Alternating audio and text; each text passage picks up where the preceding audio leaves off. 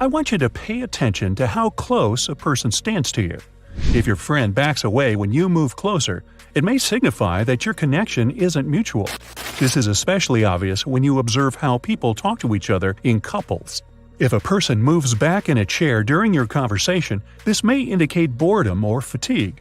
Politeness doesn't allow most people to end communication, even if they don't enjoy it. If you've noticed this micro gesture, you may want to ask about the person's well-being or suggest taking a break. When someone approaches you, even after you've moved away from them, this may indicate a desire to be dominant in your relationships or convince you of something. Body orientation is the angle of a person's body in relation to yours during your conversation. It often reveals who or what we're really interested in. If the head is turned to you, but the body is directed to the side, perhaps the person isn't ready to fully engage. Or the speaker subconsciously signals that they're in a hurry and overloaded with more important tasks. If you want to show someone that you're fully interested, stand or sit down face to face and make sure that your shoulders are parallel. This will create a special psychological place protecting both of you from everyone around. Liars usually avoid direct eye contact. Eye's direction can provide additional clues. If someone is looking to the right or straight up during conversation, it's quite possible that the speaker is lying, because this motion awakens brain parts responsible for imagination. If the speaker is looking to the left or down while talking, it signifies active memorizing and recalling facts. In this case, most likely the conversation is sincere. This is a great life hack to check your friend's honesty. Just make sure you don't confuse left and right. Just like animals, people tend to demonstrate the so-called territorial behavior. The higher a person's economic and social position is, the more territory this person tends to occupy. People usually express it by making themselves comfortable in a chair, putting legs on a table, spreading their arms and legs wide apart, public stretching, and so on. Confident people don't hesitate taking up a lot of space, while people who feel insecure will unconsciously seek to take up less space, squeeze their shoulders, and keep their hands close to the body. If a person starts to nod repeatedly and excessively while you're talking, it might indicate that the subject you're discussing is boring or unpleasant. Also, people nod way too much when they try to prove their ability to follow instructions. You probably did this too in stressful situations, like starting a new job or meeting someone special.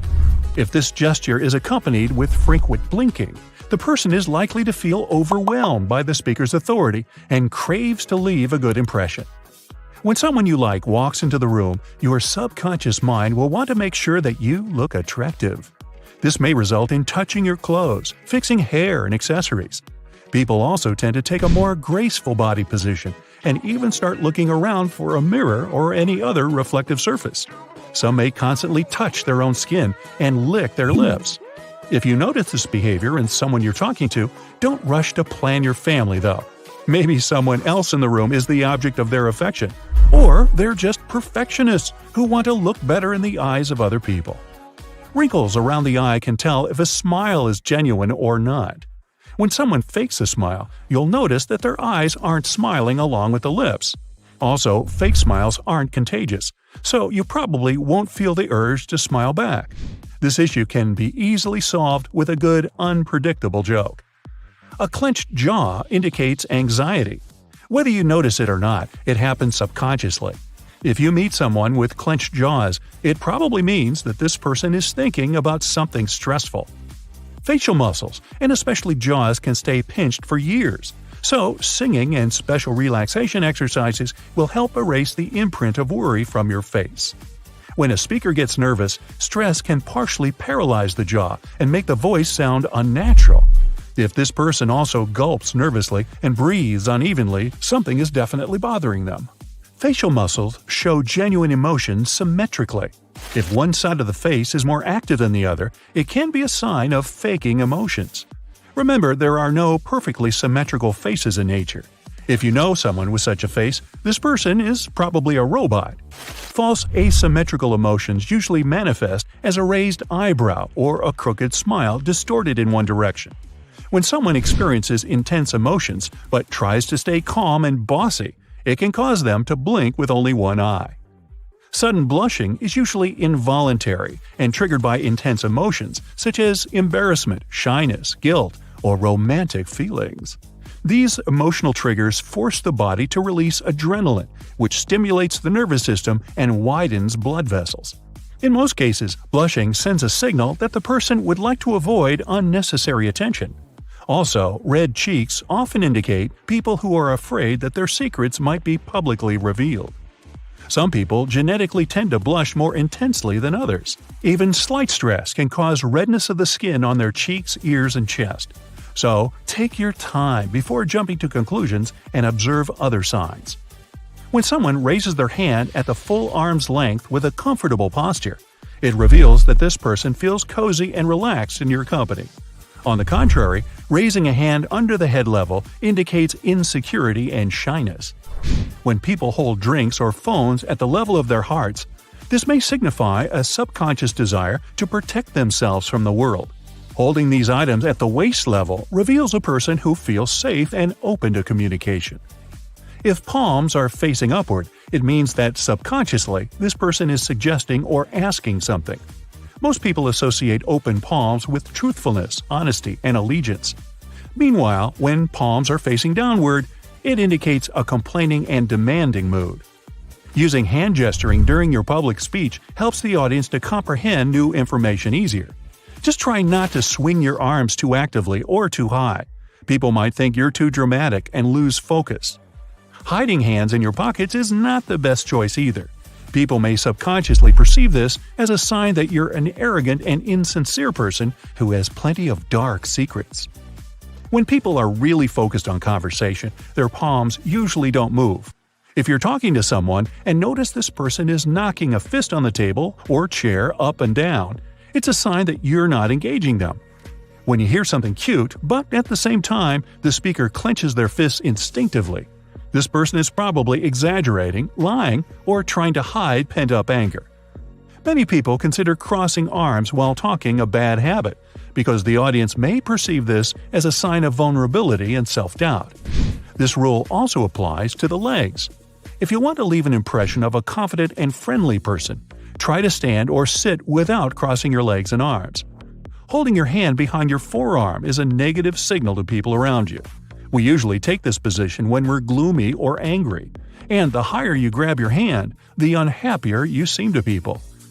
Touching random objects slowly and gracefully during a conversation is a sign of attraction and engagement. People usually prefer to play with markers, elastic bands, glasses, and phone cases. Twisting a napkin and folding origami is also a friendly signal of trust and inspiration. Playing eyebrows can send many signals too. Raising them briefly during the initial eye contact with a familiar person is a friendly sign. It says, "I'm not afraid of you and I'm not avoiding you." Furrowed eyebrows can be a sign of dissatisfaction and frustration. And if someone raises eyebrows during a conversation and holds them up for a long time, it's probably a signal of surprise or excitement. Touching your face and neck during conversation and covering up your mouth is a common gesture people make when they're trying to hide their genuine emotions. Tilting the head to the side is regarded as a gesture of trust and sympathy. Vital arteries which supply the brain with oxygen are in the neck. People who feel any threat will instinctively hide these arteries, pulling their heads in the shoulders. People who tilt their heads while communicating usually seem much more attractive and trustworthy because this gesture brings playful vibes. Got it? Okay, so let's get out there and start analyzing some people. The first thing that can tell something about a person is the way they walk. Those who walk fast and confidently hold their head up. They're focused and great problem solvers. If they walk with their head held high, having shoulders back and chest forward, then they're sociable. These people like spending time with others and enjoy the appreciation. They're also easily bored and like the challenge. If a person walks with an average pace and looks relaxed, then they're, relaxed. They're calm and tend to focus more on others rather than on themselves. They're also easily influenced. Those who walk with a medium pace but in confident strides are very cooperative and good listeners. They're loyal and a bit dependent on others. Those who walk slowly and keep their head lowered are likely to be introverted and shy. If they cross their arms, then they're probably vulnerable and like to be alone. So here's a trick. If you want to appear confident when you walk in somewhere, especially if it's an important business meeting, always check your body language. To always remember making sure of that, you can use a doorway technique. Use something, for example a doorway, as an anchor.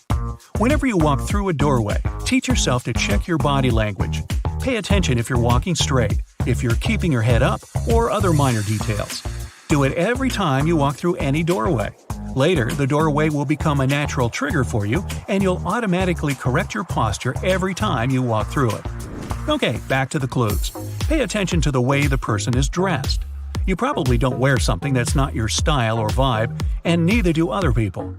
People who dress casually are easygoing, value comfort, and prefer to be themselves, not feeling the need to impress anyone. People who wear clothes with colorful patterns are creative and like to express themselves through what they wear. Those who wear designer clothes displaying the logos like to show off and show their status. People who wear their working clothes are workaholics who value themselves mostly through their job and achievements at work. Those who have official style and wear formal clothes are sophisticated and assertive. People who wear sports clothes are confident. Those who wear neutral colors are closed and don't like to draw attention to themselves, preferring to stay in shade. Even the choice of shoes can tell you something. In one study, people were shown photos of people's boots, and they had to describe the personality of the person to whom the pair of footwear belonged to. Surprisingly, the descriptions were pretty accurate. So, people who wear comfortable shoes are agreeable. People whose shoes are new or just in perfect condition are clingy and anxious. Ankle boots lovers are pushy. If a person has a bag, pay attention to how they carry it. If it's in front of their body, kept close, then they're a cautious and shy person. Now, let's turn to the handshake. It's not just a social ritual, but also a way to get the first impression about the person. A dominant handshake is when the person flips their hand over yours with their palm facing down. This is a dominant person trying to show who's the boss here. They like to take control over others, don't like to take anyone's opinion into account, and might even be a bit pushy sometimes. A submissive handshake is the opposite position, where the person's palm is facing up and their hand is covered by yours. This means the person isn't confident, and you can easily dominate them if you wish. Another one is a floppy handshake, where the person doesn't really give your hand a shake. It's one-sided, and it appears like it's just you who give them one. This handshake means weakness and indifference. There's also a double hand handshake. It's when a person uses both their hands, usually placing the second hand on the back of the other person's hand. This type says the person accepts the other person's dominance, but invites them for discussion. It's typical for honest and open people who like to talk things through and have a conversation. However, if the second hand is placed not on the back of the opponent's hand, but on top of it, it's a way of self-defense and reveals the lack of trust. Another way to use the second hand is to touch the opponent. So, these people give you a handshake, but also touch your back, forearm, or anything else with their free hand. This displays that the person needs company and lacks communications in their life. Now, we're off to eye contact. While speaking to the person, pay attention to their eyes. People who keep eye contact are open. They're interested in what you're saying and are paying attention to you. Those who constantly break it are rather nervous and uncomfortable. Or they're just shy. Shy people can't keep eye contact for long because they consider it invasive. If the person blinks a lot, it means they're distressed. And if their eyes are squinted, they're suspicious of you and don't trust you much. Pay attention to how the person treats people who work in service, like restaurant and hotel staff, retail and food service. Service staff have to be nice to the customer, but the customer doesn't have to return the attitude. In this case, the customer is in the position of power. So pay attention how they behave when they have that power. Do they choose to be nice, or do they prefer to treat people poorly when they don't have the obligation to be good guys? Power reveals people's true personality. If a person appears to be nice with you, but they're rude with a waiter in a restaurant, they're not a person to be trusted. Overall, how polite the person is also a good indicator of their identity. Yes, if a person knows and uses words like please and thank you, then they must be a good person who is considerate and empathetic and respects other people. And, well, if they're rude to others, especially to those who have a lower social status, then they're overprivileged and, well, simply rude. Interestingly, the way animals react to a person can also tell a lot about their personality. Animals don't judge anyone by their looks, their way of thinking, or education. So, they're way harder to mess up than with people. Animals draw their opinions based on people's vibe, body language, and facial expressions, which are way harder to control. Some believe that animals just have some sixth sense, and they can smell if a person is good or not. So if animals like someone, then it must be a nice person. Pay attention to the person's reading preferences. People who enjoy classics are empathetic and like to get to know others profoundly. Fantasy books lovers are true daydreamers who like to escape reality and are sometimes out of this world. Historical fiction people are perfectionists who pay attention even to minor details. And horror readers are adventurous and always seeking some adrenaline. People who check their smartphones all the time are probably emotionally unstable. Checking the phone is a way for them to up their mood. People who argue all the time, even when there's no valid reason for that, are narcissistic and self-focused. However, if the person argues, but for a reason and carefully picks their arguments, it simply means that they like a good debate. If a person eats fast, it might mean they have a high level of anxiety, or they have theater tickets and are running late. Also, pay attention to where a person looks when they're drinking from a cup. Those who look inside the cup are idealistic and introspective people who constantly reflect on their feelings and emotions. People who look out of the cup are usually extroverted, carefree, and trusting, but they can be easily influenced. Some people close their eyes when they drink. This means they're either uncomfortable or just deep in their own thoughts. When people clink glasses, those whose glass is higher have a high self-esteem, and those who place their glasses lower think of themselves worse than they are. People who are highly intelligent tend to have a sloppy handwriting. So if you can't read a note from your colleague or a random person you just met, don't judge them too closely. You might have just made the acquaintance of a genius. I want you to pay attention to how close a person stands to you. If your friend backs away when you move closer, it may signify that your connection isn't mutual. This is especially obvious when you observe how people talk to each other in couples. If a person moves back in a chair during your conversation, this may indicate boredom or fatigue. Politeness doesn't allow most people to end communication even if they don't enjoy it. If you've noticed this micro gesture, you may want to ask about the person's well-being or suggest taking a break. When someone approaches you, even after you've moved away from them, this may indicate a desire to be dominant in your relationships or convince you of something. Body orientation is the angle of a person's body in relation to yours during your conversation. It often reveals who or what we're really interested in. Many people consider crossing arms while talking a bad habit because the audience may perceive this as a sign of vulnerability and self-doubt. This rule also applies to the legs. If you want to leave an impression of a confident and friendly person, try to stand and sit without crossing your legs and arms. Holding your hand behind your forearm is a negative signal to people around you. We usually take this position when we're gloomy or angry. And the higher you grab your hand, the unhappier you seem to people. Just like animals, people tend to demonstrate the so-called territorial behavior. The higher a person's economic and social position is, the more territory this person tends to occupy. People usually express it by making themselves comfortable in a chair, putting legs on a table, spreading their arms and legs wide apart, publicly stretching, and so on. Confident people don't hesitate taking up a lot of space, while people who feel insecure will unconsciously seek to take up less space, squeeze their shoulders, and keep their hands close to the body. When people hold drinks or phones at the level of their hearts, this may signify a subconscious desire to protect themselves from the world.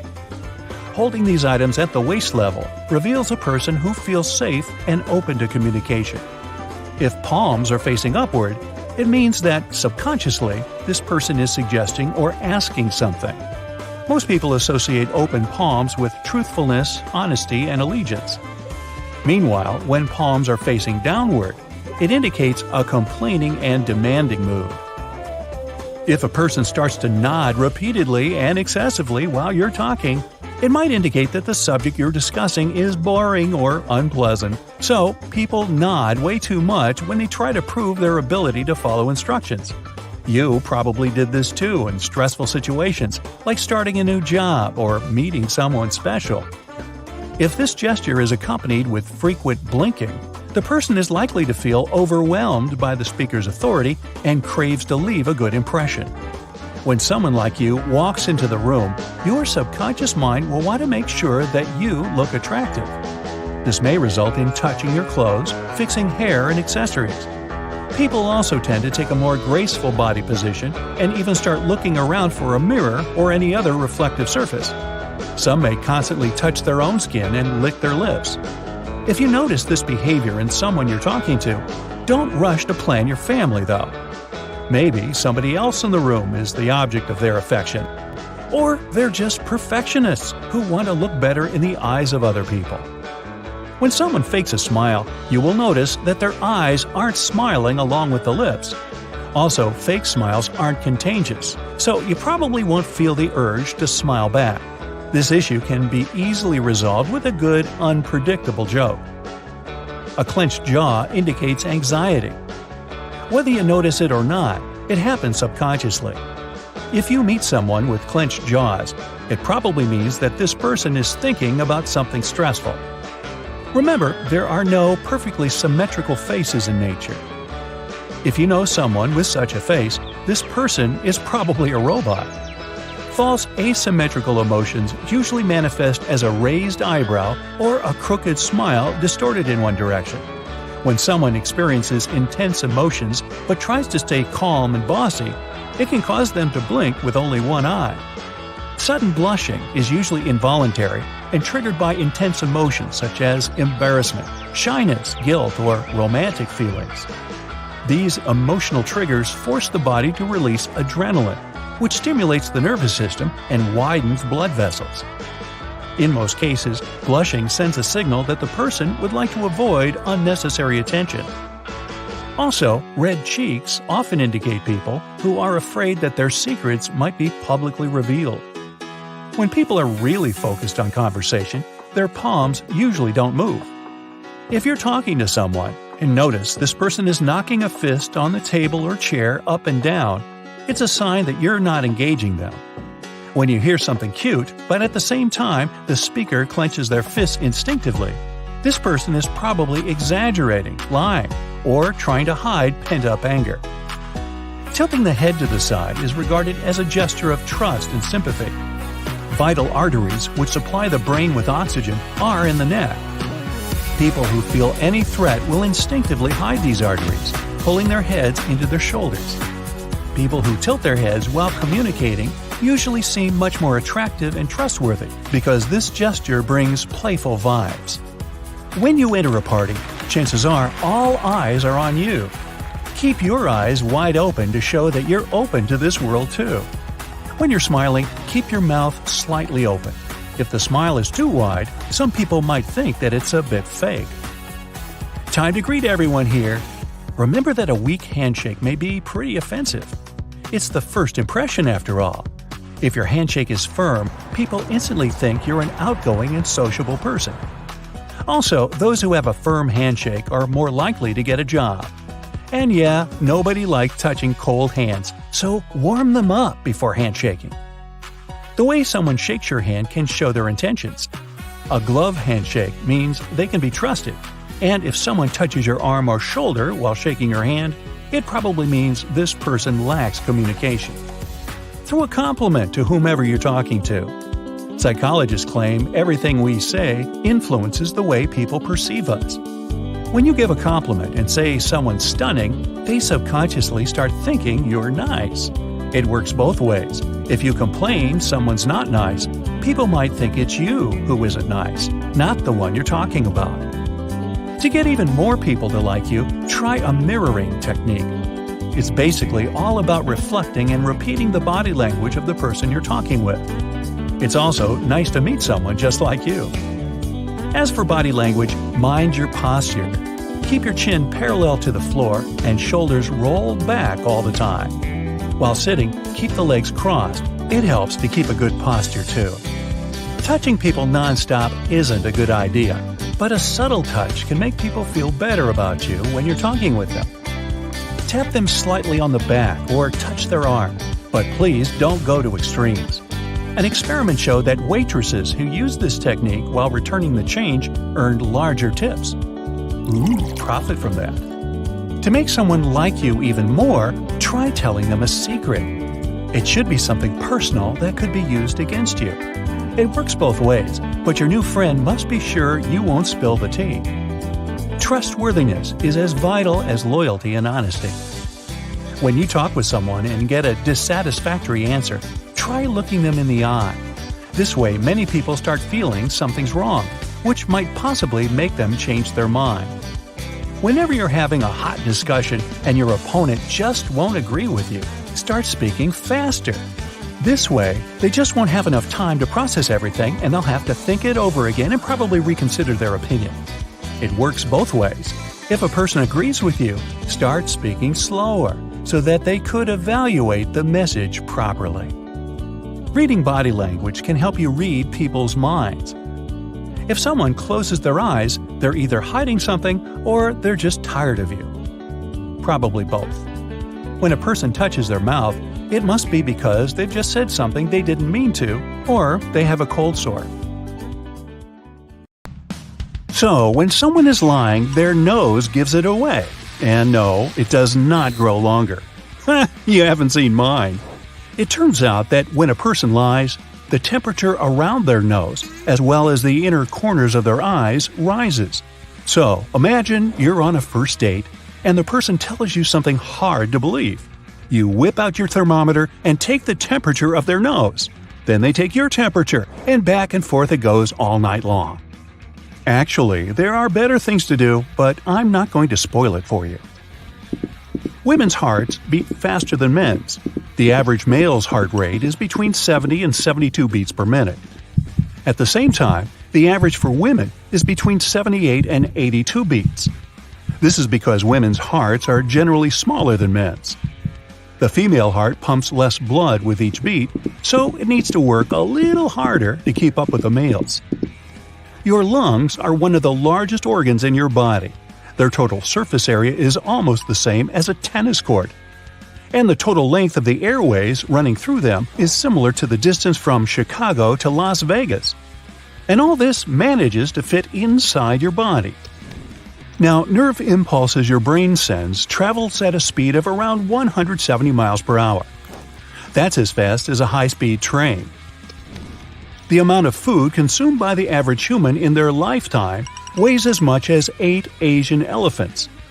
It's unsurprising that we spend around 4 years of our life eating. Ooh, tongue twister. 8 Asian elephants, 8 Asian elephants. Now, we shed our skin as it's actually food for fungi, bacteria, and other stuff we definitely want to stay away from. We get rid of around 600,000 particles of skin every hour. That's why they call me Dusty. Your eyes get their color from a pigment called melanin. Brown-eyed people have more melanin than those with green eyes. The blood in your body travels 4 miles per hour, and it reaches your brain in just a few seconds.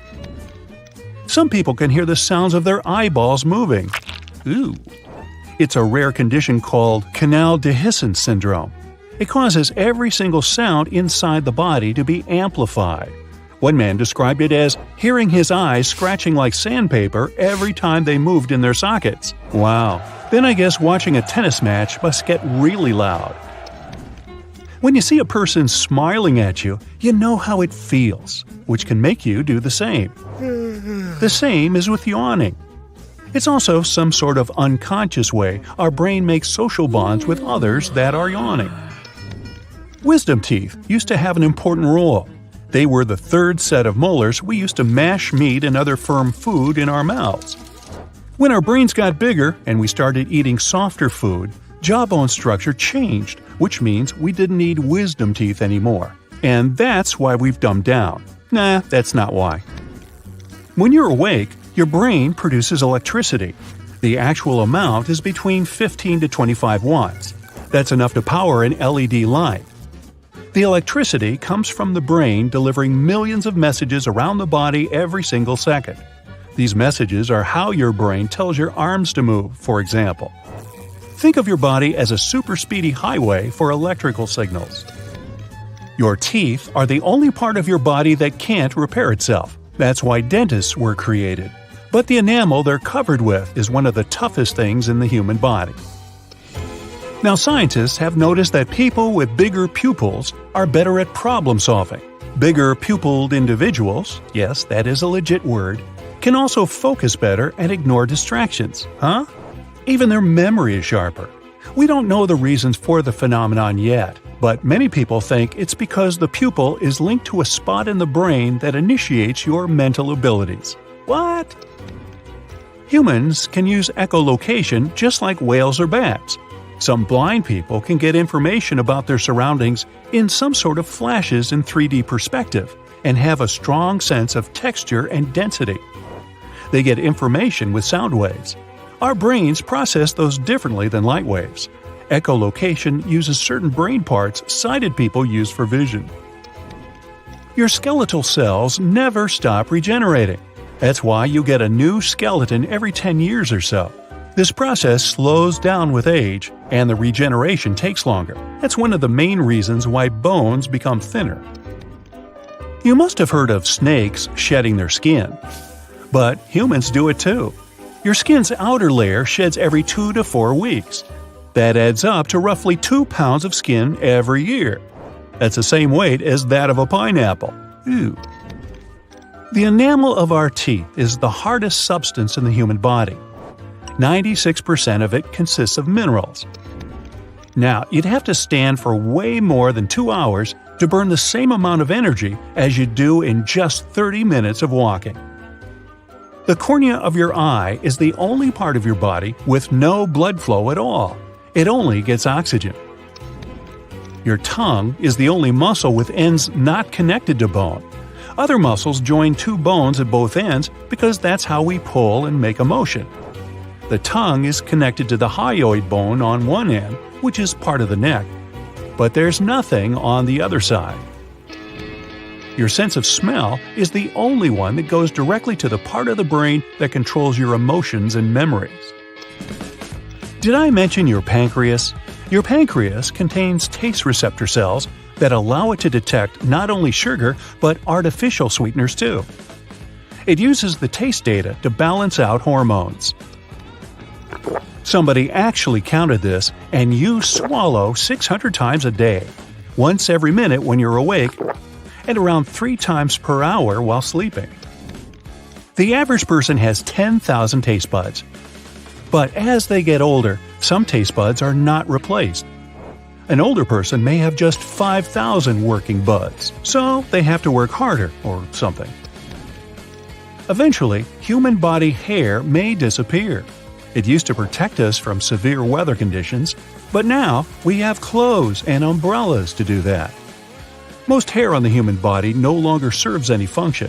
That's excluding our eyebrows and eyelashes, which protect our eyes from sweat and other nasty things dripping in.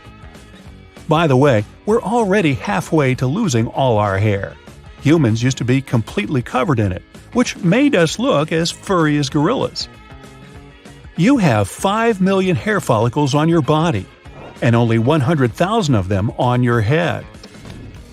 Hair grows half an inch every month, so a 70-year-old person that never got a haircut would have hair as long as a telephone pole. There's a newly discovered type of brain cells crucial for visual search. They're called target cells. Without their help, you wouldn't be able to spot an acquaintance in a crowd or your dog in the park. Interestingly, target cells don't care what the thing you're searching for looks like. All they want to know is whether an object is your target or not. You have around 3 million sweat glands in your body. Many of them are on the soles of your feet and on your palms, forehead, armpits, and cheeks.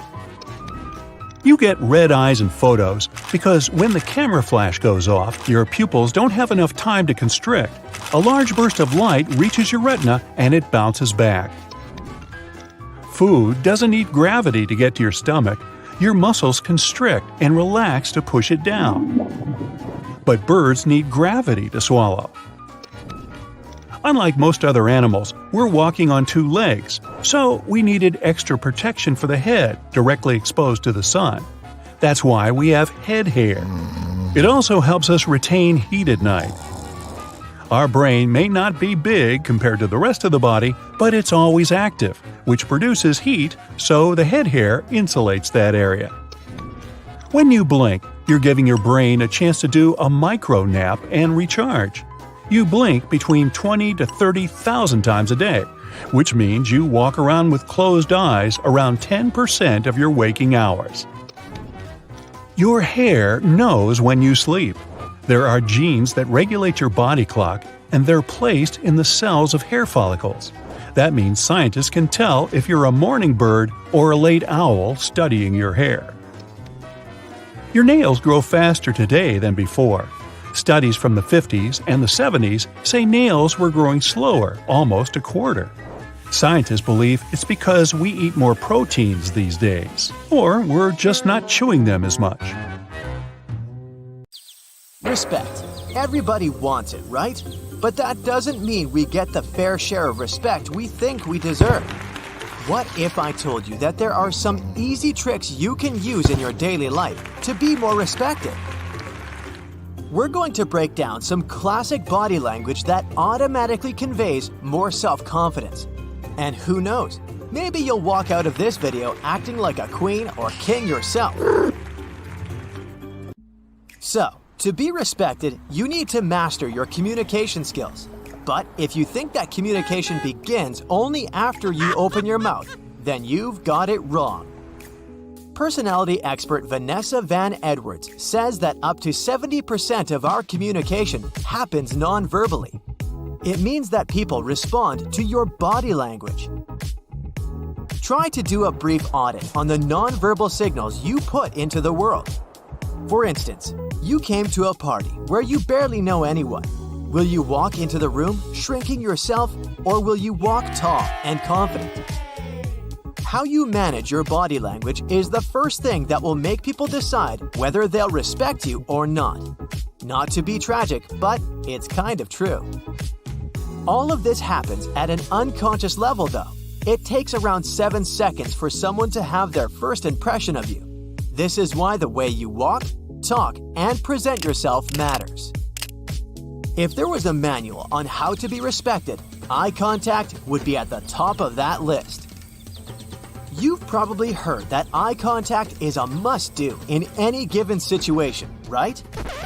People who can't look into another person's eyes in a conversation are considered insecure and even weak. Sure, but it's also pretty uncomfortable when you're talking to someone and that person won't stop staring at your face, right? That's because studies show that keeping 100% of eye contact with people at all times is the most unnatural thing a person could do.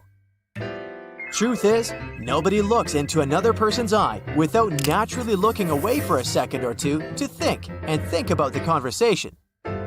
Note this down. The percentage of eye contact that is acceptable and considered valuable is something around 50 to 70%. So, if your main goal is to be treated with more respect, you need to be able to assess the situation you find yourself in. Let's say you're in an argument. Sustaining direct eye contact can show that you are firmly set on your point of view and have no intentions of backing down. But if your goal is to bring harmony to a conflict, then you are more than encouraged to look away from time to time. Looking down will show you don't want to fight and would rather resolve the conflict in a more diplomatic manner. Now that that's covered, let's talk about hand gestures. Here, the golden rule is you need to be as big as your crowd. To get attention in large crowds, you need to scale up your hand gestures. I'm talking wide open arms while you're telling a story. Anything that will make you look bigger than you are. Another tip is always showing your palms. Hiding your hands from your audience will not gain you any respect points. Keep in mind that when you hide your palms, it sends a signal that you are hiding something from people. As a result, this can make you come across as less trustworthy. So keep your hands out of your pockets, even if you're extremely uncomfortable. And forget about gripping that chair. This sends some anxiety-like vibes. Also, never rush. Make sure your body movements convey how relaxed you are. Never in a hurry and never intimidated. This helps to convey a sense of power. You want to show that you have power over most situations in your life. Most introverts might flinch just thinking about this tip, but don't worry, we've got you covered too. Even if speaking to a large crowd might make you nervous, the important thing is to own your image. You might be the quiet one in the room, but people are still perceiving you. So, own your style and be conscious of the colors you choose to wear and the props you carry around. All of what you present counts. Think of it as your own personal branding. And don't be scared to be authentic. The more authentic you are, the more likely you are to be respected for simply being you. In Hollywood, we have great examples of shy, yet extremely charismatic and lovable characters. Let's take Tom Holland, for example. Tom is the actor behind the new Spider-Man franchise. Now, he may act all tough and brave on screen, but behind the scenes, he's quite an introverted person. Personality experts that analyze Tom Holland's interviews say that he has a trick we should all learn from. He manages to turn his shyness and nervousness into confidence, and he does that following the simple tricks we'll show you here. Under pressure, we all tend to show our discomfort more openly. Our bodies automatically hunch, and people can see in our faces that we're not at ease. We're more likely to say something that makes no sense at all. Witnessing situations such as this is uncomfortable for both or all participants. Be it in job interviews or talk shows, your audience won't respond too positively to your uneasiness. But there's a way out. Next time you say something you think is wrong or make a mistake mid-sentence, try making fun of yourself. That's a much better option than looking at the floor in front of you wishing you disappeared. Remember, it's all about body language. If you manage to convey that you are comfortable even in an uncomfortable situation, your audience will feel the same way.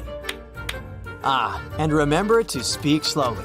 Speaking like you're in fast-forward mode will only convey nervousness and insecurity. A slow, paused speech will make your audience respect you a tad bit more, but don't go making that pause too long either. That's just weird. This next trick might surprise you, but if you want to be treated with respect, be open, vulnerable, and honest. One of the world's most respected personalities today is Oprah. And if she has taught us anything over the years, it's that honesty counts. Being the first to share intimate or even embarrassing stories about yourself has a twofold effect. First, people will perceive you as a leader, as someone who is not afraid to take initiative. Being a leader does not necessarily mean dominating the conversation or stealing the spotlight. It just means making the first bold move.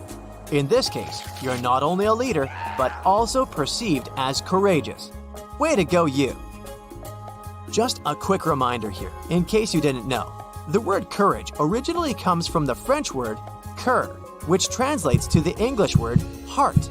So quite literally, to do things with courage means to do them from the heart. And second, well, when you open yourself up with honesty, this sets the ground for other people to feel comfortable enough to share their stories. Beautiful, right? Now, write this down. Always try telling a story from an angle people can relate to. We connect with and respect other people's humanity, so honesty goes a long way here. A great part of Oprah's appeal has to do with relatability. She sets the stage to connect with people who attend her show and speaks eye to eye with them. She listens actively and makes people feel heard and valued. Above all, Oprah finds a way to relate to people's stories, oftentimes being the first one to share intimate stories about herself. I guess that's why so many people call her a queen, huh? At the end of the day, The important thing is for you to feel comfortable and safe in your interactions. These tricks might help. But being yourself also goes a long way in earning some well-rounded respect. About 60 to 80% of people, mostly aged 15 to 25, occasionally have goosebump-inducing déjà vu moments. It's fleeting and unpredictable, and scientists are still not 100% sure why it happens and can't control it. To understand it better, they tried to create memories for patients under hypnosis. Then, they asked them to forget or remember the memory, and it made them experience déjà vu later. Other scientists tried to recreate it in virtual reality with scenes in games that looked alike. The experiments made them believe déjà vu is your memory playing tricks on you.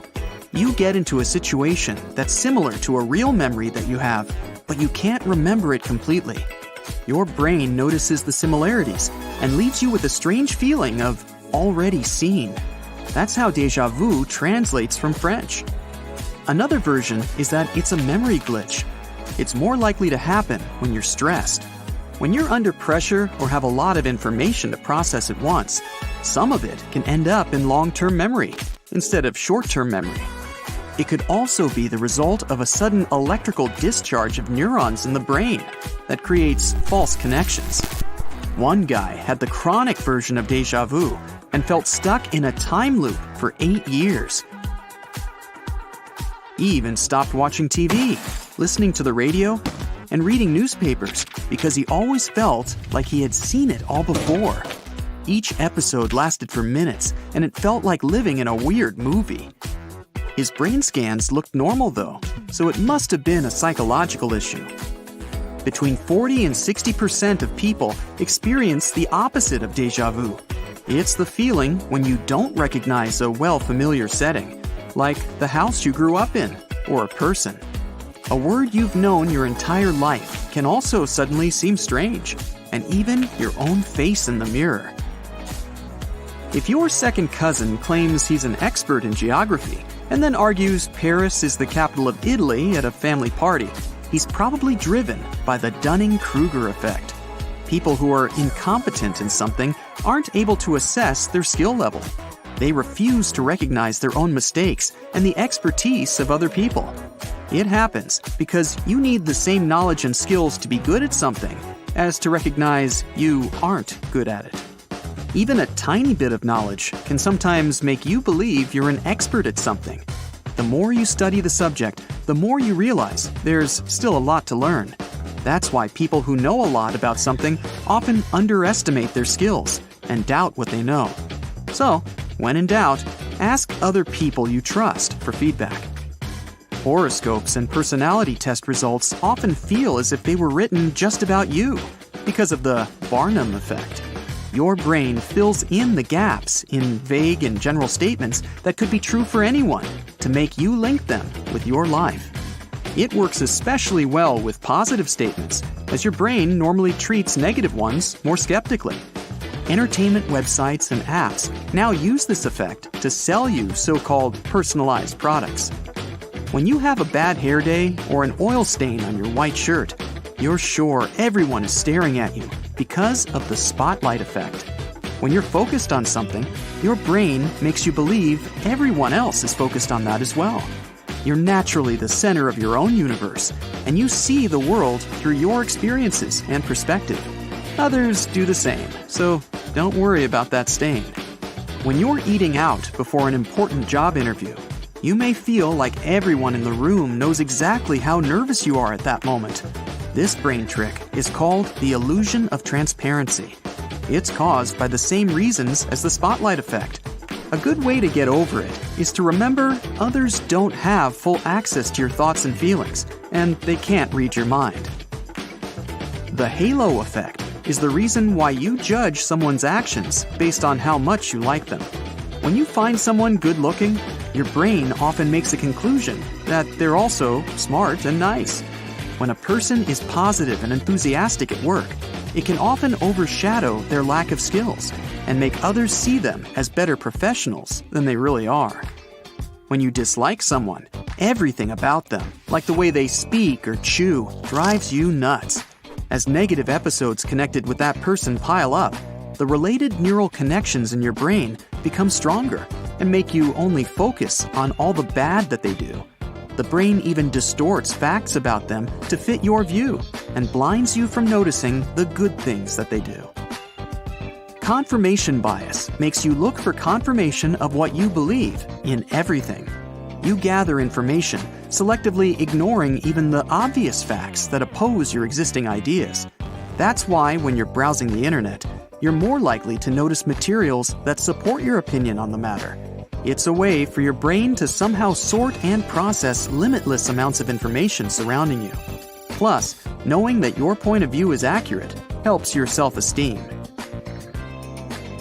Anchoring is a mind trick that makes you stick to the first impression of someone or something and affects your decisions. When you see a $10 Frappuccino on top of the menu at a coffee shop, a $5 Americano seems like a bargain. You get it without thinking it's still too much, because the first price you saw was way higher. To stop anchoring from forcing you into bad decisions, you gotta find more info and weigh all the options. When an emergency happens and you expect someone else to step in and help, that's the bystander effect in action. The more bystanders are around, the less chance there is any of them will do something. It makes you feel less personal responsibility. Because of social influence, you look at others and copy their behavior of doing nothing. If you say, "Oh, I'm mad you're here," instead of, "Oh, I'm glad you're here," that's a classic Freudian slip. They're real windows into your unconscious mind. They happen mostly when you're tired or emotionally overwhelmed. Your brain takes advantage of it and tricks you into saying what you're most scared to say. Your brain will always convince you fail because of reasons outside your control. You got bad test results because your dog never stopped barking and didn't let you study. You broke that vase because your phone rang and scared you. All these made-up excuses are your brain's attempt to protect your self-esteem and stop your fear of failure. When you succeed at something, you always believe it's the result of your skills and efforts. Even if it was by accident, your brain will convince you completely deserve it. Declinism is the official term for remembering the past better than it was and seeing the present and the future in overly negative light. It makes you believe things are worse now than they once used to be. TV and media are partially to blame for this. You get to see tons of negative and shocking news, which confirms your beliefs the present is scary and the future uncertain. It also happens because of the old survival instinct. To pass on genes, people constantly had to watch out for threats and dangers. When your new colleague leaves the flash drive with a group project at home, you conclude she's a bad and irresponsible person. When you do the same, it's because of some unfortunate circumstances. That's fundamental attribution error. You explain mistakes of others with their bad personality, and your own with some external factors. Your memory doesn't work like a video camera that records every moment exactly like it happened. It's way more fragile and inaccurate. It's rather easy to distort someone's memories or even create false ones. It can be as easy as showing someone a video they didn't take part in to make them believe they were there. You also forget a lot of information, from useless everyday details to important stuff. A forgetful brain works like a filter that sorts out painful experiences from the past and makes room for new memories. You know, your giggles during serious moments aren't laughter at all. It's a defense mechanism that helps you get through tough times. Even though some people understand it, you might experience extreme discomfort if that happens to you. So, to stop yourself from giggling at tense moments, you need to substitute this kind of behavior with something that takes your attention away. Lip licking or even lip biting can help. You can also try biting the insides of your cheeks or even pinch yourself. The sudden pain will stop you from laughing. Or not. Fidgeting is another way out. The main thing is to find something that might distract you. It can be clicking a pen, pressing phone buttons, or even touching your earrings. Guys, If you just can't help it, the only possible way out is to leave. Find a good excuse. You can say you're feeling sick and need some fresh air and laugh it out when no one else can see. Laughter can also be a good medicine whenever you feel stressed, but it might be a bit out of place. Anyway, sometimes running away doesn't seem possible and lip biting doesn't help. In this case, you could try to focus on one color in the room. Find all the objects around you, and then all the red ones, and so on. Even such a small goal can carry your emotions away. Sing your favorite song to yourself. Start counting from 1 to 20, or even recite that weird ad you saw on TV the other night. Again. It's all about switching your attention to something neutral. It usually takes under a minute to calm down when you stop thinking about something that makes you nervous. When you enter a party, chances are all eyes are on you. Keep your eyes wide open to show that you're open to this world too. When you're smiling, keep your mouth slightly open. If the smile is too wide, some people might think it's a bit fake. Well, time to greet everyone here. Remember that a weak handshake may be pretty offensive. It's your first impression after all. If your handshake is firm, people instantly think you're an outgoing and sociable person. Also, those who have a firm handshake are more likely to get a job. And yeah, nobody likes touching cold hands, so warm them up before handshaking. Now, the way someone shakes your hand can show their intentions. A glove handshake means they can be trusted. And if someone touches your arm or shoulder while shaking your hand, it probably means this person lacks communication. Also, carry your handbag, gals, in the left hand. The right one is always ready for a handshake. It's not really convenient to switch hands at the moment when you need to greet a person at a party. Another trick to seem more sociable at any event is to always hold a drink. This way, people around you somehow believe you're more approachable. No matter if it's an old friend or someone you just met, always use the name of the person you're talking to. Yeah, there may be hundreds of guests at a party, but if you repeat their name while talking to them, it'll make them feel special. I had a friend in school who could remember the names of everyone she met at a party. I remember everyone liked her for it too. Throw a compliment to whomever you're talking to. Psychologists claim everything we say influences the way people perceive us. When you give a compliment and say someone's stunning, they subconsciously start thinking you're nice. It works both ways. If you complain someone's not nice, people might think it's you who isn't nice, not the one you're talking about. To get even more people to like you, try a mirroring technique. It's basically all about reflecting and repeating the body language of the person you're talking with. It's always nice to meet someone just like you. As for body language, mind your posture. Keep your chin parallel to the floor and shoulders rolled back all the time. While sitting, keep the legs crossed. It helps to keep a good posture too. Many people can subconsciously feel the mood of the people around them. So, if you want your friend to feel comfortable when they're with you, be in a great mood, or at least try to.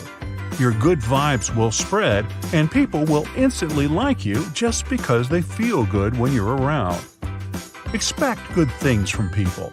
It may sound totally weird, but if you think someone's not nice, you'll behave in a way that reveals all the worst things about this person. Chances are, they won't be really nice to you. If you show friendliness instead, most people will do the same thing. Now, this next one is kind of illogical. If you're too nice and altruistic, some people might not want to work and make friends with you. Sounds weird, but the problem is that selfless people might make other people feel they look worse. Others simply don't believe in altruistic people's sincerity. Yeah, nobody really likes Mr. and Mrs. Perfect. Do they exist at all? So, a good tip is to show how imperfect you can be sometimes. Psychologists say people tend to like those who actually make mistakes from time to time. How true. Now, touching people non-stop isn't a good idea, but a subtle touch can make people feel better about you when you're talking with them. Tap them slightly on the back or touch their arm, but please don't go to extremes. An experiment showed that waitresses who used this technique while returning the change earned bigger tips. Whoa, profit! To make someone like you even more, try telling them a secret. It should be something personal that could be used against you. It works both ways, but your new friend must be sure you won't spill the tea. Trustworthiness is as vital as loyalty and honesty. Casual questions like, "What's your favorite color?" are okay, but "Tell me about your first love" could probably help you get to know this person better. Anyway, be careful about such questions and go ahead only if you're sure it won't hurt anyone's feelings. Your behavior on the internet forms the general impression people have about you. Don't share too many photos on social media. Yeah, it might seem like you're sociable and open. Still, a recent study proved that people don't really seem to relate well to those who overshare on the internet. But don't go to extremes the other way either. Not sharing at all can be even worse than oversharing. It looks suspicious when someone has either too many or too few people on their friends list. Another study revealed that the perfect amount of likability is about 300 people. People who had under 100 people on their list had a low likability rating, while those who had over 300 were seen as looking for popularity or too focused on social media. Hey, can we talk? Forget 300. If you have even 6 true friends who really know you and love you anyway, that's way better than 300 acquaintances. But that's just my opinion. Alright, back to the party. When you talk with someone and get a dissatisfactory answer, try looking them in the eye. This way, many people start feeling something's wrong, which might possibly make them change their mind. Nope, it doesn't work if you ask a stranger to give you their car as a gift. What were you thinking? Whenever you're having a hot discussion and your opponent just won't agree with you, start speaking faster. This way, they just won't have enough time to process everything, and they'll have to think it over again and probably reconsider their opinion. It works both ways. If a person agrees with you, start speaking slower so that they could evaluate the message properly. Again, speaking fast won't get you a stranger's car for free. What's this about cars? The way you ask people for help is important if you want to make sure you'll get what you need. People like feeling important, so if you say, "I need you," you're more likely to get that help. Rock, paper, scissors is famous for helping people make hard choices.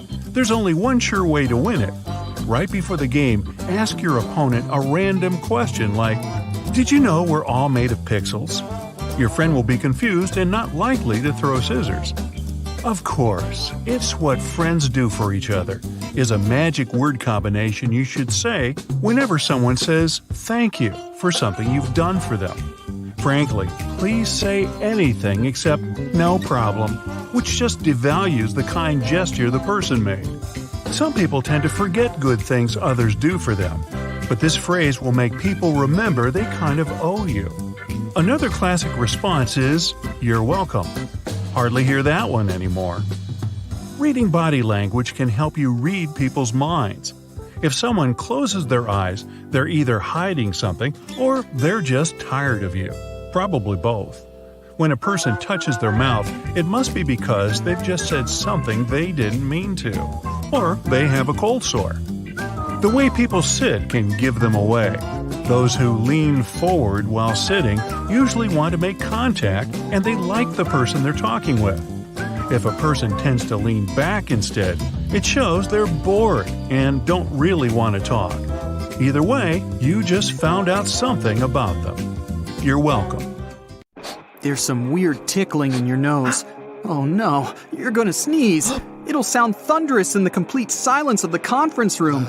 Not to draw unwanted attention, tickle the roof of your mouth with your tongue. 5 to 10 seconds is usually enough to get rid of the urge to sneeze. Or you can pinch your nose at the nostrils, like you do when something nearby smells bad. Pinching the bridge of your nose just below your eyebrows can help too. But whatever you do, don't look at bright lights. About 1/3 of people sneeze when they look at the sun, or even a light bulb. Imagine you're talking to someone, and they just wouldn't let you get a word in. If you think it's rude to interrupt them, Drop whatever you have in your hands, if it's not your phone or laptop, that is. Or you can pretend to be clumsy and knock something over. In any case, the chances are it'll make them realize they've been talking for too long. Getting stressed out before an important event is a perfectly normal reaction. But it can make you absent-minded, and you won't be able to concentrate. If you realize you've become tense, squeeze the muscles of your face, arms, and shoulders. Clench your fists. Now, relax and take a deep breath. You're ready to tackle any problem on your way. Your throat's tickling. It doesn't seem to be too much of a bother, but once this annoying sensation starts, it doesn't let you concentrate on anything else. To get rid of it, scratch your ear. This way, you'll stimulate the nerves there. Your body's likely to react with a muscle spasm in the throat. This spasm will relieve the tickle. You might feel ill at ease starting a difficult conversation. It makes you fidget, avert your eyes, shift your weight. Denying your anxiety will make the situation even more awkward than it already is. It's better to offer a quick explanation. I feel a bit uncomfortable bringing it up. You need to introduce someone to your friend, but their name has totally slipped your mind. Apologize and claim you've been so busy recently that you're having brain fog. Most people these days understand what a hectic schedule can do to a person. Another way to find out someone's name, that you're supposed to know by now, is to ask for their business card. Or you can give them your phone and ask to put in their contact information. Then, all you need to do is look at the new contact before tucking your phone away. You can also ask the person to spell their name, saying you want to make sure you've got it right. There's no need to shout to be heard at a loud party. Ask the person you're chatting with to bend their ear out and then press it in. They'll hear you much better. To stop hiccuping, put a long straw in a glass or bottle with water. Block both ears with your fingers and start drinking. Or you can try covering a glass of cold water with a paper towel or clean cloth and sip through it. Gently squeezing your nose while drinking something helps too. Another trick is to sit down and bring your knees up to your chest. Hug them for 2 minutes or so. You can also inhale a large gulp of air and hold your breath for as long as you can. Usually, 10 to 20 seconds are enough. Slowly breathe out. If you're still hiccuping after that, repeat several more times. Or grab the tip of your tongue and gently pull on it once or twice. It stimulates the muscles and nerves in your throat. But don't forget to wash your hands before doing it.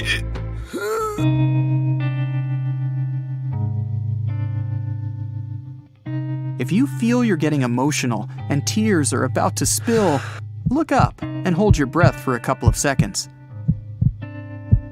Then slowly exhale. You should feel better now. The meeting's over. Time to leave the room. Only, you can't pick up your notes. Your arm's fallen asleep. Try clenching and unclenching your fist. It'll get the blood flowing, which will ease the nerves. You can also gently rock your head from side to side. When the nerves in your neck get squeezed, it can lead to tingly hands and arms. Rocking your head will loosen your neck muscles and release the pressure. Phones love autocorrecting your messages into something embarrassing. If you notice your blunder after already having sent the message, you can either apologize or laugh it off. Something like, "Wow, my phone apparently has a mind of its own." An important meeting is about to start, but you feel more than a bit sleepy. Not to doze off while your boss is giving a presentation, take a deep breath and hold it for several seconds. Then release it. You'll feel a bit more energized.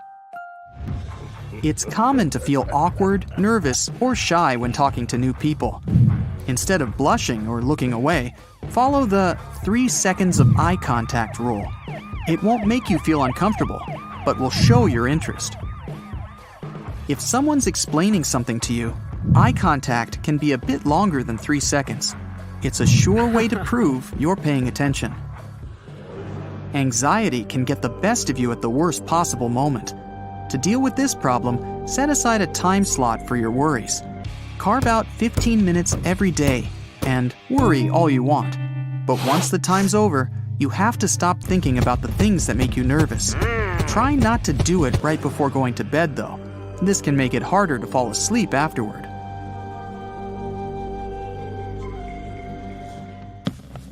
If you feel nervous before an interview or exam, chew some gum. For some reason, eating makes your brain feel safe. You're literally tricking it into a relaxed state. After you eat something extremely cold, like a popsicle, the nerves in the roof of your mouth start freezing. Your body concludes that your brain is getting chilled too. To compensate, it overheats, which leads to an ice cream headache. Instead of scrunching your face and moaning, press your tongue against the roof of your mouth. This will warm it up almost immediately. Try to cover as much space as you can.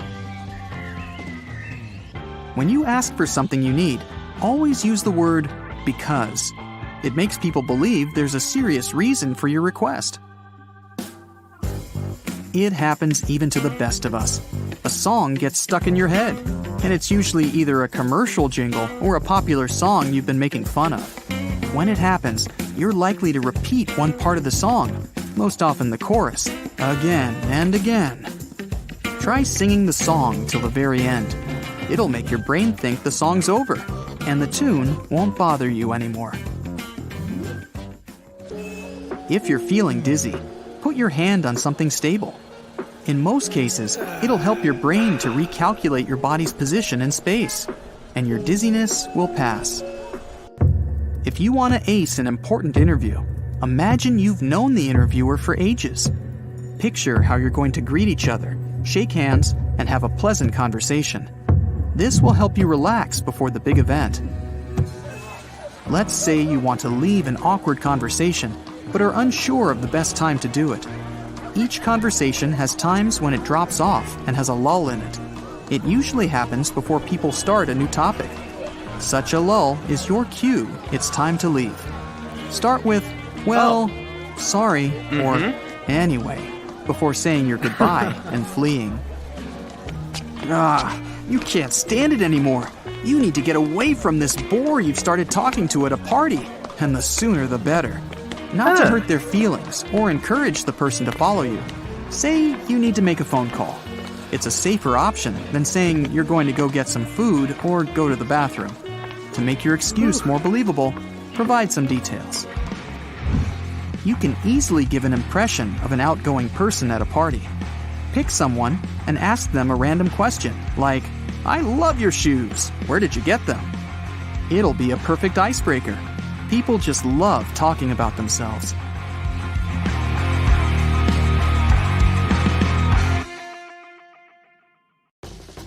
Nothing better than salty, crispy potato chips. You may not find anything successful at the bottom of a potato chip bag, but a person holding it might. People who choose this snack are often highly ambitious CEOs, successful in both family life and business. They're often pretty competitive, success-driven, and impatient, which is why it's not unusual when they get frustrated even at small inconveniences. Jam, dips, meats, spreads, cheese, crackers are so versatile, just like people who eat them most. They're also thoughtful, a bit shy, contemplative, and like to be involved in many things and projects at once. Their biggest concern is all of these projects take time and attention, which is why they'll have to choose amongst them. They value their free private time and use it well. If you want to hear some of their best ideas, allow them to think and don't interrupt. That's when they're most creative. People into crackers don't base their decision on emotions, more on logic, but are still quite sensitive. Hello, tortilla chips people.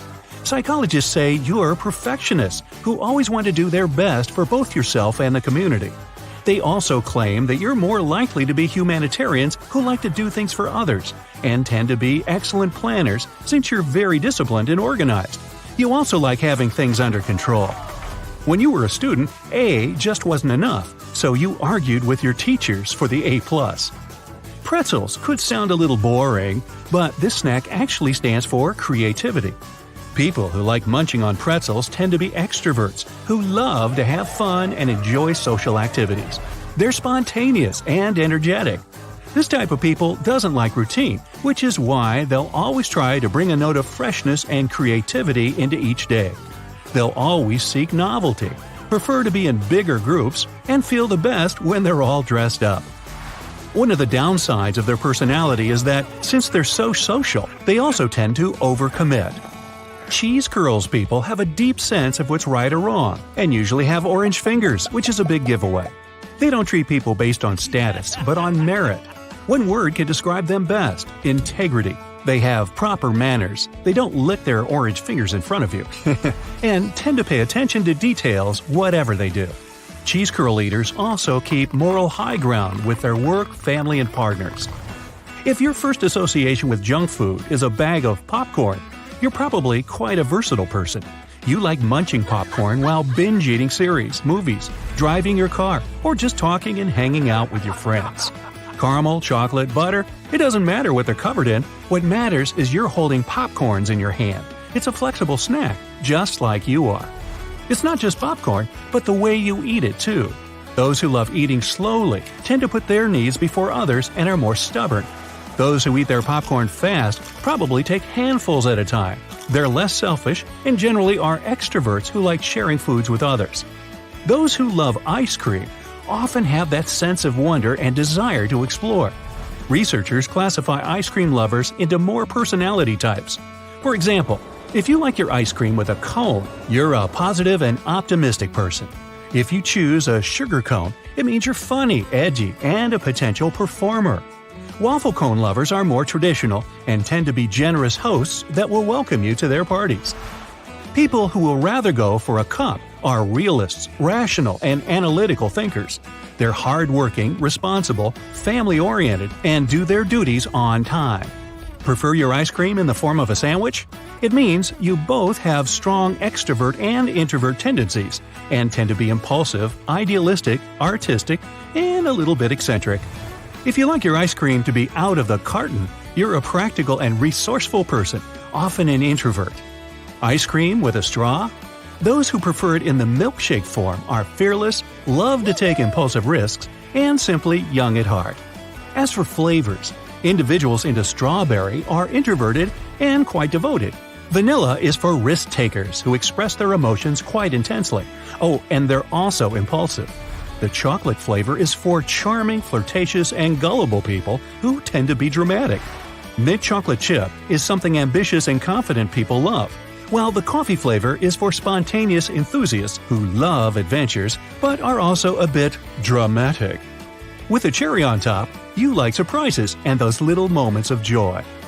Meat snacks like Slim Jims or pork rinds are for very loyal people, whether it's to their family, friends, or just a sport team they support. These people are also the life of the party.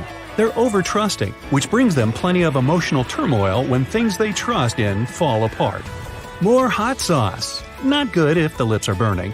If this is your motto, you may be one of those specific individuals that like to live on the edge. When we eat spicy foods, we set off pain receptors, which is uncomfortable for some, while others find it alluring. So, spicy food lovers are thrill and adrenaline seekers who are always into searching for sensations and some new, exciting things. Sour gummy worms might be sour, but it also brings the sweetness factor because of the sugar. A person who picks them as a favorite snack probably often and easily gets overwhelmed, but is also capable to bring balance back in their life when they lose it. And experts say, if you prefer sour food, you are a person with high standards. If you're more into that regular sweetened gelatin in the shape of gummy bears, chances are you're an extrovert and a quite optimistic person who loves being surrounded by other positive people that see life the way you do. Your friends would probably describe you as a loyal and warm individual full of good vibes. Peanut butter cups, yummy! Means you're ambitious, independent, know what you really want, and aren't afraid to go after that. People in your closer circles are lucky to have you because you're a very loyal friend who's always there to help. Ooh, dark chocolate. Some like to keep it healthy, even when it comes to things like occasional snacks. Dark chocolate lovers tend to be mature realists that like to think things through. They prefer some smaller, intimate gatherings rather than attending big, raucous parties. You may be more up to caramel chews, which means for you, life is pretty much all about learning new things. You're that intellectual in the group, always ready to discuss things and find out more about the world we live in. As you're always thirsty for knowledge, you naturally go towards people you believe you can learn a lot from, and also value friends with similar interests.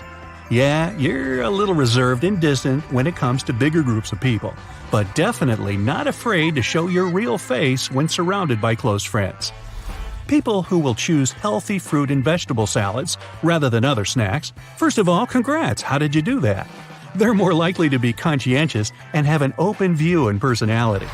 These people are always willing to do new things, as well as try some new experiences. Extroverts are more likely to go for junk food, while those who are less social and avoid eating fast food in the late hours pay more attention to making their habits healthier, with snacks too. It's not what you eat, but the way you eat it too. The picky eater probably won't make an order at a restaurant without additional questions or requests to make some changes with the meals, like add or omit some ingredients. This type of people prefers to stay safe in their comfort zone. They're afraid of taking the extra step that could potentially reveal things they never got to know about themselves. That way, they'll only apply for or take jobs they know how to do pretty well. They won't take risks and are afraid of a failure. Those who carefully arrange their food on the plates are people that like to keep everything clean, organized, and be in total control of whatever they do. No mess in their homes. If you're having dinner with your friend and you realize they like to mix all the food on their plate, it means you're hanging out with an outgoing and friendly person who's not afraid of taking on various responsibilities at work. They love their job, but also know how to use their free time and spend it with their loved ones. There's one who eats only one thing at a time, too. This person is focused on details and likes to think everything through before taking action. They're mostly pretty successful and praised for their good work. These people can see all those small details everyone else misses, which is fine as long as they're patient enough with others who don't see it or keep up with the same strategy while doing things. I need this to be perfect. If you repeat this phrase too often, it can make you sound like you're not smart or grounded enough. Those who expect perfection set themselves up for failure. Intelligent people prefer completing tasks step by step and watching what they can improve on the way. They don't impose unrealistic expectations on themselves and others and avoid manipulating and demanding tone. It's not fair. Using this phrase in conversations with your colleagues and friends, you risk making an impression of a naive person. Everyone around knows that life is unfair, so expecting justice may sound a little childish. Instead of complaining, smart people ask, "What can I do right now to improve this situation?" They have the skill to negotiate win-win conditions, openly discuss what they're ready to give and what they're expecting to get. No offense, but isn't the best way to start a conversation either. When people hear that, they subconsciously begin to expect something offensive and disrespectful from you. Smart people won't start the dialogue with negative vibes. You don't want to make the opponent feel defensive before you even got the chance to express what you have to say. Sometimes under pressure at work, you might say, "This will only take a minute," or "coming right up," and then spend hours and even days to accomplish the task. If you can't realistically estimate time frame, others might think you're not that smart and reliable. If you want to support the image of an intelligent person, never promise to complete the task sooner than it might be done. It'll be smarter to leave yourself more time and finish before the deadline. "It's not my fault" is another childish expression that you don't want to say at work. You definitely won't get any respect by blaming others for your own mistakes. Intelligent people have the ability to admit they're wrong and correct themselves.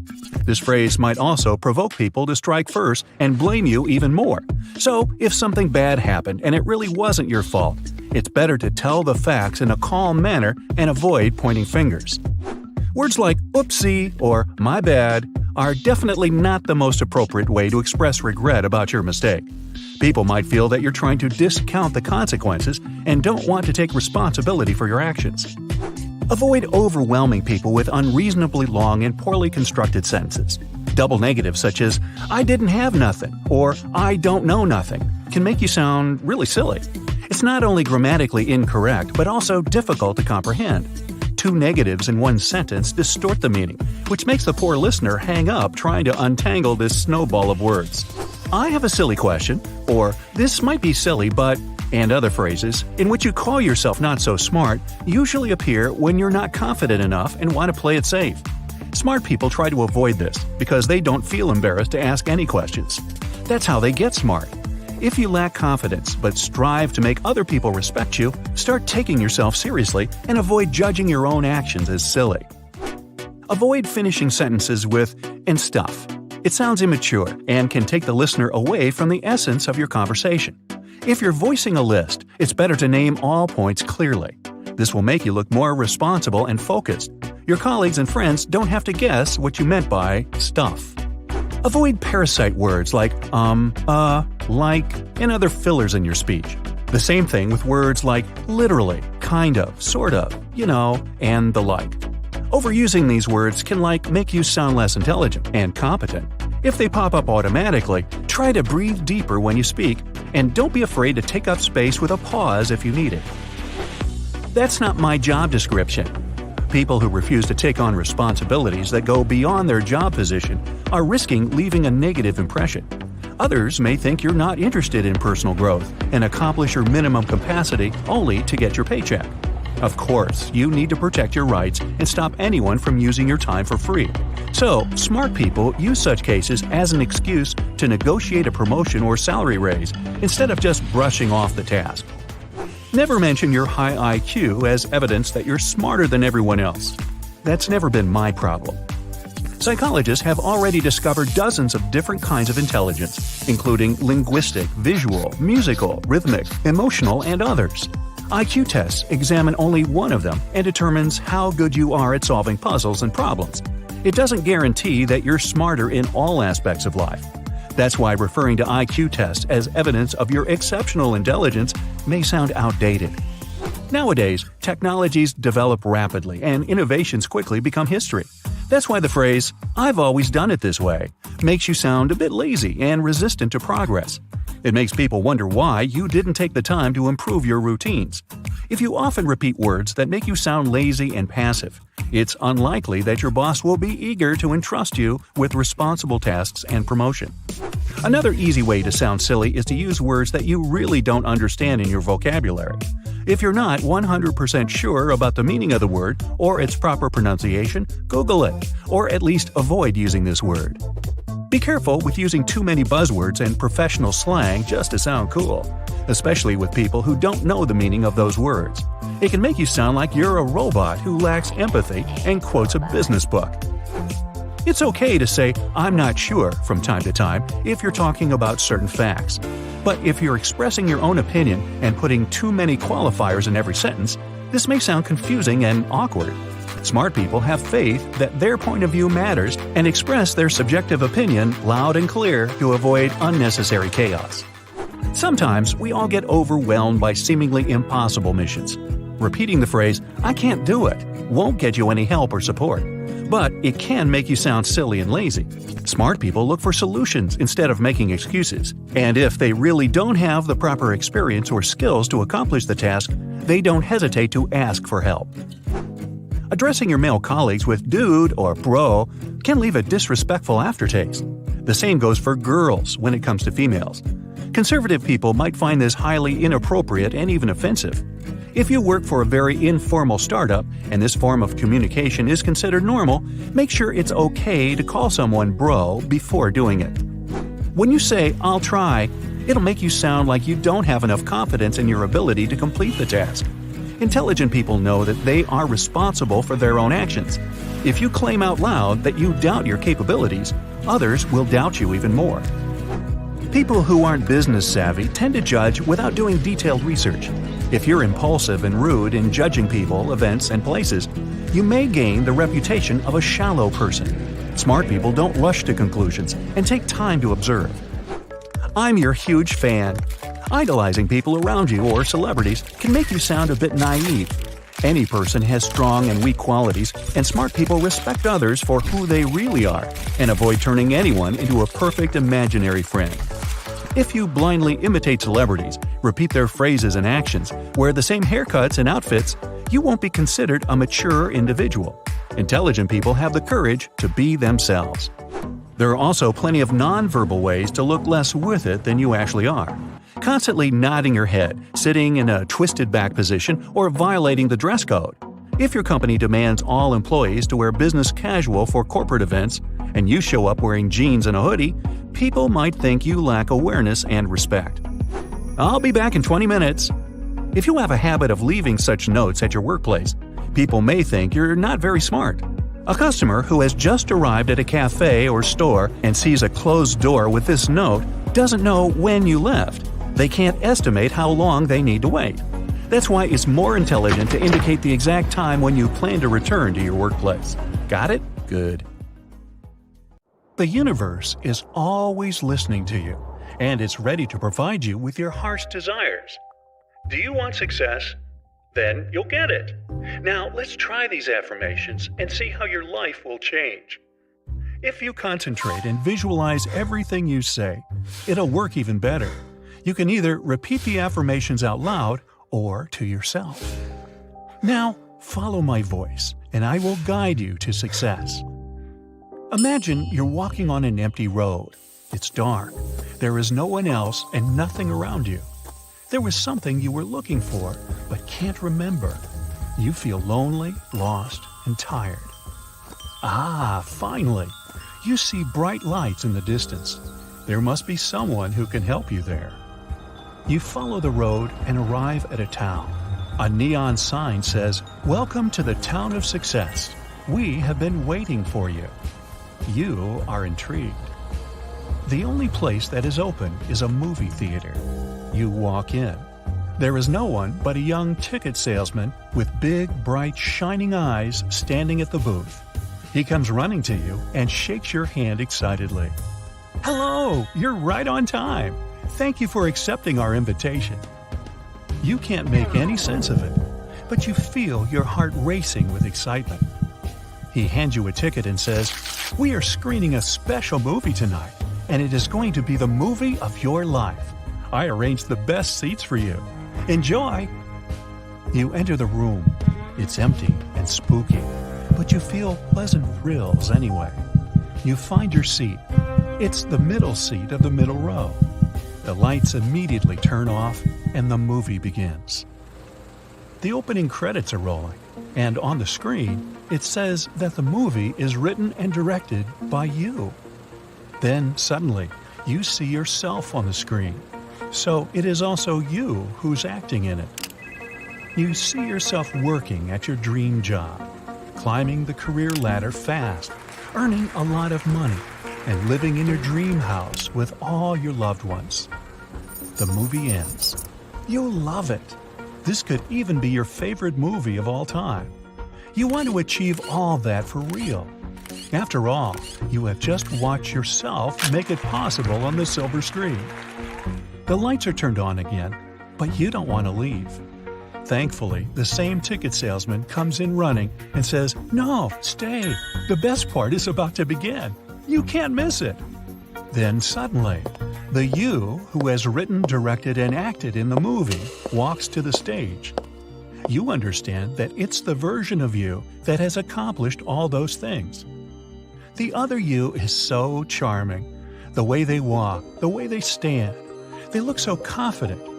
You want to turn into that thriving version of yourself immediately. "Hi, I was wondering when I would see you again," the other you says from the stage. This feels kind of strange, but comforting too. It is as if you're talking to a very old friend you love dearly. I have one question," you say. "How did you become successful? And how can I turn my dreams into reality like you did?" The other version of you smiles peacefully and says, "I just believed in myself and reminded myself of what I'm capable of. You can do that too." "But how?" you ask. "Just repeat what I'll say after me." You feel a bit skeptical and ask, "Is that it?" The other version of you calmly replies, "Trust me and trust the process." There is something so reassuring about the way they talk. So you let all your doubts go. Do as your other version says and repeat after them. "I have a healthy body, a bright mind, and a gentle soul. I can do anything if I put my mind to it. Everything that happens and will happen is for my ultimate good. Everything is in perfect synchronicity, and I am part of this harmonious universe mechanism. I am a truly gifted person who can solve any problem. I have the power to take charge of my life. I can change my old habits and acquire better and more positive ones that will make me healthier and wealthier. Every day offers a new beginning, and I am ready to take action toward building a better life for myself. I am the architect of my life. I am the captain of my fate. I forgive myself for all the pressure I have put on myself. What I thought to be my past mistakes were life lessons. I am grateful for them as they made me stronger. If I fail, I will rise like a phoenix. I accept, love, and respect the person I am. I treat other people with kindness and am treated the same way. I attract people who can help me thrive and create the future I want for myself. I have the power to face difficulties. I am brave like a lion. I am talented and resilient. I can become the best in whatever I do. I have the courage to show my true self to people and let my light shine. I am lucky. The universe is helping me on my journey to success, and I can see the signs and take the chances it's giving me. My true potential is limitless. I know I can reach all my goals, and every day I make a significant step toward fulfilling them. I can easily and quickly learn any skill that will help me on my way to success. I am intelligent and full of brilliant new ideas that will help me have a flourishing career. I am worthy of all the fortunes life will offer me. I am willing and capable of doing bigger things that will change the world for the better. I have the courage and the confidence to get through everything. I am determined to do what it takes to build a better and brighter future for myself and my loved ones, and I am already taking the necessary steps. I am a winner and have the power to move toward the life I dream of. I know my journey is unique because I accept that everything happens in its own time. I know the path to success requires patience. I can stay calm in stressful situations. I work hard to gain success, but I also remember to take good care of my body and mind. I keep a work-life balance. I am ready to face the unknown future. I am excited to see all the amazing opportunities it holds for me. Every morning, I feel motivated and energetic to work toward my goals. I am proud of all the tasks I complete throughout the day, no matter how big or small. I am inspired to take meaningful actions every day. I am a magnificent power within me. I have everything I need to succeed in life and fulfill my desires. I've got what it takes to advance to the professionals league in my job. I am precious. I know my worth. I am open to receiving wealth. I will achieve greatness. I am already on my way there. I am grateful for everything I have. I always choose positivity, happiness, and love. That's where the affirmations end. I have completed my part. It's your turn now, the other you says. Indeed, you feel so confident, motivated, and powerful that you are ready to start the changes in your life. You feel your path to success has begun. While you're enjoying this feeling, the theater starts slowly fading away. The other you waves goodbye with a reassuring smile on their face. "Thank you," you yell, feeling confident you'll meet one day again. Now, if you're feeling guilty about the time you get up, don't be. I'm sure not. And you don't need to deprive yourself of sleep or change your sleep patterns to make a success of yourself. For instance, British Prime Minister Winston Churchill liked to get up at noon, and he had to run a whole country. There are plenty of CEOs who prefer a late start, too. Reddit co-founder Alexis Ohanian, BuzzFeed CEO Jonah Peretti, investor Warren Buffett, and Elon Musk love to sleep in.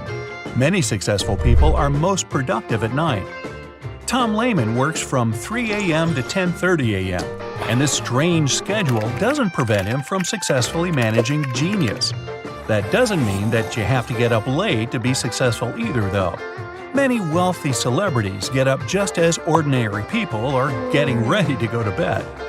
Apple CEO Tim Cook wakes up at 3:45 a.m. Actor Dwayne "The Rock" Johnson begins his workout at 4 a.m. His colleague Mark Wahlberg wakes up even earlier at 2:30 a.m. Oprah Winfrey, Michelle Obama, writer Dan Brown, Starbucks CEO Howard Schultz, and many successful people start working before the sun rises. The early morning made these people rich and famous. They wake up earlier than other people, which means they're already a few steps ahead. While everyone else is in bed, nothing distracts them. Their children, wife, and friends are all still sleeping. They can use this time to go jogging in the park, educate themselves, or work. Waking up early is productive, fashionable, and cool. Don't forget that you need at least 7 hours of sleep per day. Waking up early can be very productive, but that doesn't mean you should do it. Think back to the last time you got up earlier than usual. Does it sound like this? The irritating buzz of the alarm yanks you out of sleep. What? Where am I? You're confused and disoriented. Your eyelids feel as heavy as dumbbells, and your head is pounding. You shower, brush your teeth, and gulp down a cup of coffee without even thinking. You feel unfocused and robotically do things without paying much attention. You look at the barbell and feel like you should train, but you're just so tired. Maybe tomorrow. If you struggle to get up early, don't do it just for the promise of productivity. All of the benefits of getting up early can be gained from waking up late, too. There won't be any disturbances when you work or train at night either, and that might be a better fit for you. You just need to find what makes you the most productive and do that. A lot of people can be categorized as either night owls or morning larks. Owls work well at night, and larks feel great in the early morning. Owls like to wake up late and fall asleep after midnight. Some even prefer to work through the night, going to bed just before dawn or even later. These people are generally most effective after 2 p.m. Like the bird they were named after, morning larks tend to go to bed around 10 p.m. and wake up between 4 a.m. and 6 a.m. They feel great in the morning and work best just after they've woken up. There's also a third, lesser-known type of person, though. These people don't really fit into either category and are called pigeons. They feel equally good in the morning and the evening. The time of your effectiveness depends on your physiological characteristics. Genetics, mood, and even age play an important role. The younger a person is, the more likely they are to be a night owl. The older a person is, the more likely they are to be a morning lark. 1 to 3% of people can go to bed at 11 p.m. and wake up at 5 a.m. This isn't because they're harder working or more dedicated. They were just lucky enough to be born needing less sleep. A mutation of the DEC2 gene means that their body can function well with a relatively short sleep. Our sleep is disturbed when we have abnormal levels of the orexin hormone, and this mutation helps to keep this in check. No amount of motivation and advice from business coaches will make you successful and rich if your biorhythm is broken. You need to figure out what schedule works best for you and make sure you have the best rest possible. It's essential to develop a consistent sleep routine and get up at the same time every day. The human body works on a 24-hour biological clock, so we need a stable rhythm to function. Our brain uses light to synchronize the clock. When our eyes see that it's light outside, every living cell in our body reacts to it. At 9 a.m., your testosterone production is at its highest level. At 10 a.m., you're the most attentive. At 2:30 p.m., you have the best coordination, and at 3:30 p.m., you have the best reactions. By midnight, the body calms down, and at 2 a.m., the deepest phase of sleep begins. Oh, your mileage may vary. When traveling to another time zone, it's common for our body clock to get out of sync. The morning and night are different to back home, and the sun rises and sets at different times. This condition is called jet lag. When you force the body to be awake or asleep at an unfamiliar time, you disrupt the work of your biological clock. This can cause insomnia, drowsiness, poor performance, or even depression. This is why it's essential to go to bed and wake up at the same time, even on Saturdays and Sundays. Doing this ensures that you are always well rested and are active at the most useful times. If you're overwhelmed in the morning, then use these top secrets of a productive day. Never set the alarm button to repeat. Sleep cycles last 45 minutes, so when you lay down for another 10 minutes, you're actually making yourself feel even more sluggish when you eventually get up. Give up gadgets before bedtime. Yeah, I know you've heard this 1,000 times, but believe me, it's very important. It's common to get in bed, turn the lights off, and spend a bit of time texting your friends or checking social media before you go to sleep. When you do this, the light from the screen hits the retina of your eye, and the brain receives a signal that it's still day. This is bad all around, but the worst thing is that it causes the body to suppress melatonin production. Melatonin is the hormone that makes us feel sleepy and ready to rest. It's vital to make sure its production isn't inhibited. 30 minutes on a smartphone is enough to ruin this all on its own. It forces the hands of your biological clock backwards and ruins your sleep. This also makes it far harder to be productive throughout the day because you'll feel tired and groggy. Start your day with a workout. Even a brisk walk with your favorite music on will have some great benefits. Biological rhythms helps us solve complex problems. Without them, we couldn't finish the project, pass the exam, drive through a traffic jam on the way to work. Some groups have developed unusual rhythms, though. The amazing people of Paraha live in the Amazon jungle. They have one of the most fascinating languages in the world, but that isn't all. This tribe barely needs any sleep. Their sleep is divided into two parts, daytime and nighttime. Each sleep lasts between 15 minutes and 2 hours. This is barely anything compared to the 7 to 9 hours that most people sleep without interruption.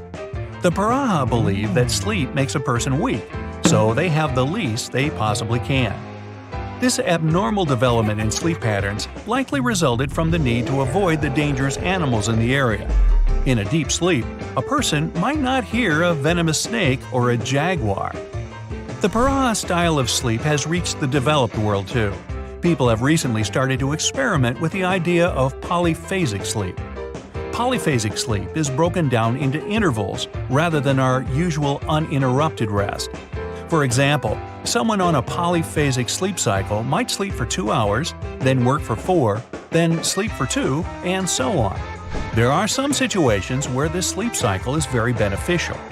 Every 4 years, there's an event called the Vendée Globe Round the World Regatta. Starting on the coast of France, boats travel 22,000 miles. The race takes place in the difficult natural conditions of the southern hemisphere. The participants have to adhere to a few rules. They must complete the regatta alone, without assistance, and without stopping. The best result in the regatta's history was 74 days, 3 hours, 35 minutes, and 46 seconds. You might wonder how athletes manage to sleep in this situation. After all, they have to do everything alone, and the race goes on non-stop. The answer is polyphasic sleep. Imagine yourself as a participant in this race around the world. Huge ocean waves throw your yacht around like a feather. The gale-force wind tears at your sails. Cold water lashes against your face. You, your clothes, your boat, everything smells like salt and algae. When the ocean calms down for a moment, you jump into the hold, lie down on the bed, fall asleep instantly. Of course, you have to. Who knows when you'll be forced to operate the ship again? After 20 minutes, you wake up again and continue the race. You'll fall asleep again in 1 hour, if you're lucky. The racers in the regatta have to do this, or the race would be impossible. In some countries, this condition is called wolf sleep. When wolves are sleeping, they hear everything around them and instantly wake up if they need to defend themselves. Scientists have noted that bigger animals tend to sleep less. Giraffes sleep for 1 to 5 hours a day. Weirdly, this short sleep is disrupted even more. They often rest in short, several-minute intervals. Elephants sleep only 2 hours a day. Your dog, on the other hand, sleeps 50% of its life. Yeah, like you during the holidays. The most sleepy creature in the animal kingdom is the large, hairy armadillo. It sleeps an incredible 20 hours a day. Dolphins are technically always awake. It can put 1/2 of its brain to sleep. When the right hemisphere of the brain is asleep, the dolphin's left eye is closed. When the left side of the brain is turned off, the right side is shut. Imagine if you knew how to sleep while running. Of course, in humans this is impossible. But birds know how to sleep during flight. Frigate birds can spend 10 days in the sky. It sleeps no more than an hour per day. They can also turn off one of the brain's hemispheres. While the right eye is closed, the left hemisphere stays awake and controls its flight. Occasionally, the bird falls asleep completely and falls like a stone. Luckily, they usually wake up in a few seconds and continue flying before they hit the ground. Good thing. That's it for today. So hey, if you pacified your curiosity, then give the video a like and share it with your friends. Or if you want more, just click on these videos.